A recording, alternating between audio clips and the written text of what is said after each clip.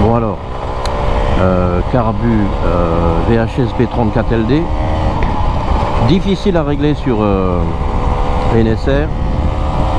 J'étais arrivé à une solution presque acceptable.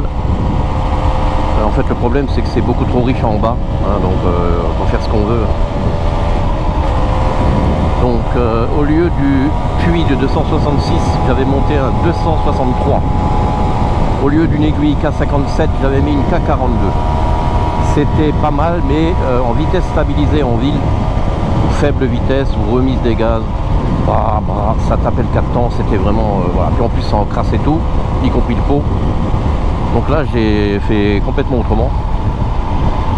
J'ai remis une K57 et je l'ai même mis au deuxième cran, c'est-à-dire l'aiguille pas tout en bas mais presque, deuxième cran. J'ai mis un gicleur de 38 au lieu de 40 pour appauvrir toujours en bas, hein. C'était la recherche, hein. Et surtout j'ai mis un puits de 261. À l'origine c'est 266, hein. Alors là c'est complètement différent. Là je crois que j'ai trouvé.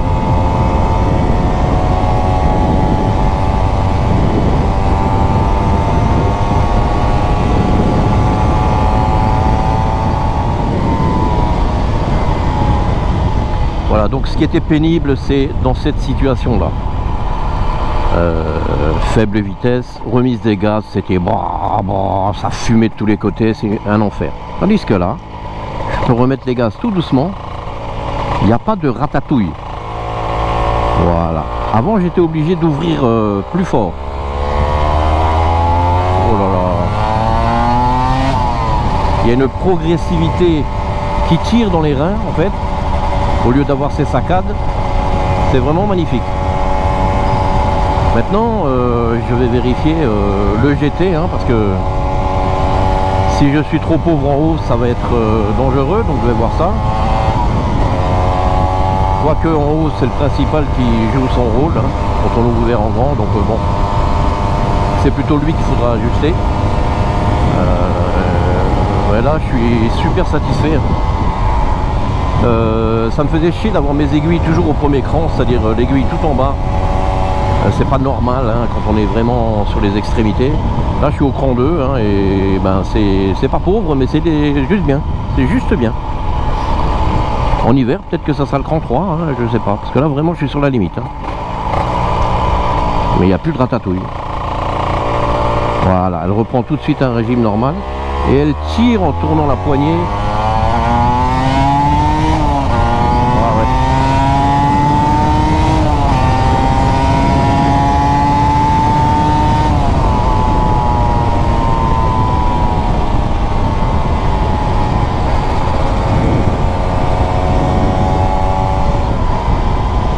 Ouais, c'est magnifique. Bon bah voilà, je vais tester comme ça pendant un moment, surveiller ma bougie.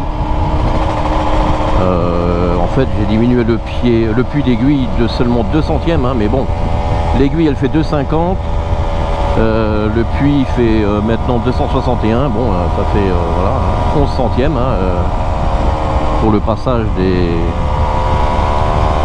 l'essence. Voilà, ça je pouvais pas faire avant, c'est impossible, j'ai même pas rétrogradé là, je peux reprendre très bas. Il n'y a pas de ratatouille, voilà. Et elle repart. Ok, bon voilà, oui. Le jour et la nuit. J'espère que j'ai enfin trouvé définitivement, hein, parce que ça fait quand même 3 ans que je me bats avec ça, hein.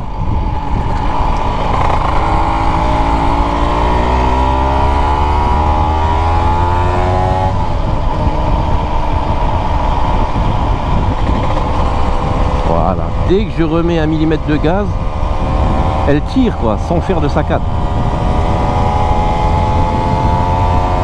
Et là surtout, quand je tourne la poignée, j'ai une progressivité qui pousse en fait.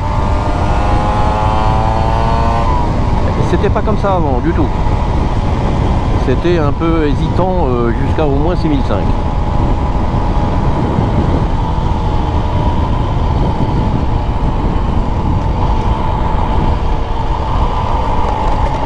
Bon allez.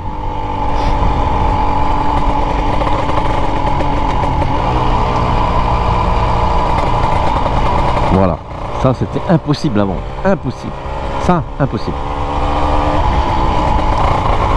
Voilà, ça c'était impossible.